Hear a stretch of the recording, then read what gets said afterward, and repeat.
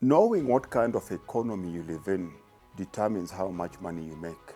Traditionally, we used to live in an effort-based economy, which simply means that the more work and the harder you worked, the more money that you made.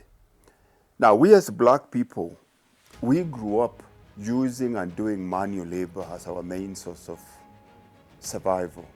We worked on the farms. We went to school and started working in factories.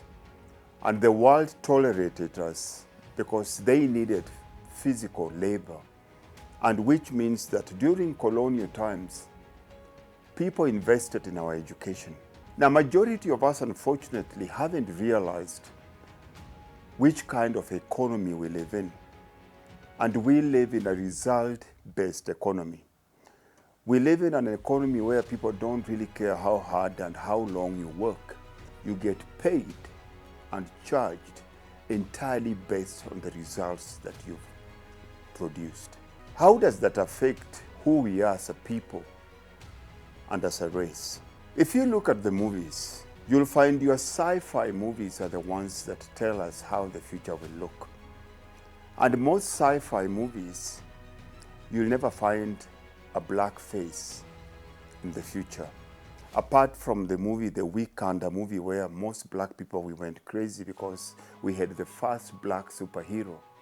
The reality of the matter is, if we're going to survive in the world we're in and the world that we're going to live in going forward, where robotics, AI, and technology becomes the basis of that economy, we have to change our whole belief system. We have to change our mindset. We have to change our mastery, and we have to change our full educational system.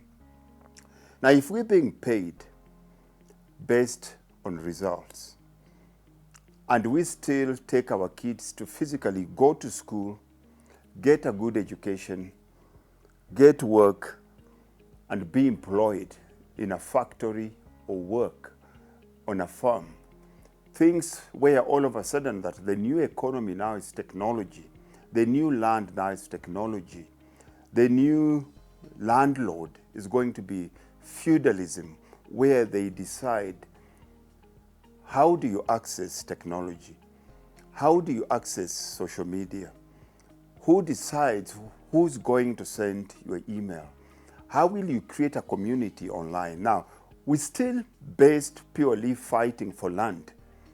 But we forget that wealth is not in a place. Wealth is in the people.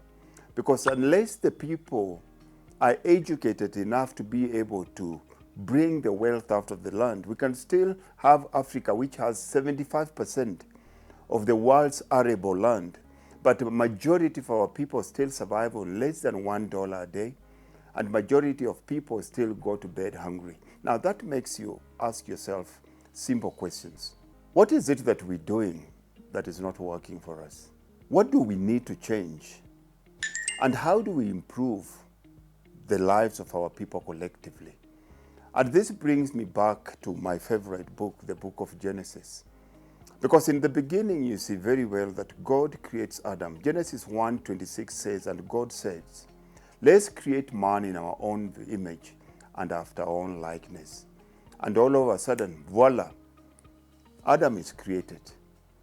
And then we get told that Adam fell, where he was tempted by the devil. But now we find here, God realizes the mistake that is done. What is the mistake that is done here? Adam comes into Eden, which is paradise, as a fully grown man. Now, as a fully grown man, why he fails here is because he missed the processes of becoming a man. And what does God do the minute he realizes that he's made a mistake? He recreates Adam, but now this time, he brings Adam as a baby in this world, in the manger, as Jesus, which he has to start growing through the process. Now, understanding the process of anything that you want to become and achieve is more important than focusing on the outcome that you get in the end. Now, us as black people, unfortunately, we are missing up on the process. We're so much in love with the outcome that we want, the things that we want, the kind of cars that we want to drive, the kind of homes and suburbs we want to live in, the kind of lives that we want to live. But in focusing on the outcome, we're losing out on what the process is.